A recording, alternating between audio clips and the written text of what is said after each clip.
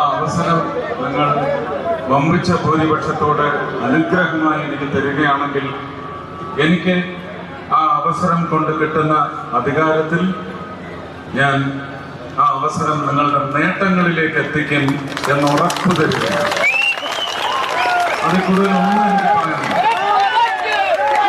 Bench മാർക്കായിട്ട് വെക്കുന്നത് കഴിഞ്ഞ 5 വർഷത്തെയും അതിന് മുന്നേ ഉള്ള 5 വർഷത്തെയും 2 പ്രബല രാഷ്ട്രീയ കക്ഷിയിലെയും MP-മാർ നിങ്ങൾക്ക് എന്ത് വാക്ക് തന്നു, എത്രമാത്രം പാലിച്ചു എന്ന ചരിത്രം തിരുത്തി എഴുതുന്ന തരത്തിൽ മികവുറ്റ ഒരു MP-യുടെ പ്രവർത്തനം ഞാൻ നിങ്ങൾക്ക് വേണ്ടി കാഴ്ചവെക്കും. മാത്രമല്ല, തൃശ്ശൂർ MP ഞാനാണെങ്കിൽ തൃശ്ശൂരിൽ ഞാൻ ഒതുങ്ങില്ല. കേരളത്തിന് വേണ്ടി മുഴുവൻ വർത്തിക്കുന്ന ഒരു MP ആയിരിക്കും. ആഖ്യാതി തൃശ്ശൂർകാർക്കായിരിക്കും.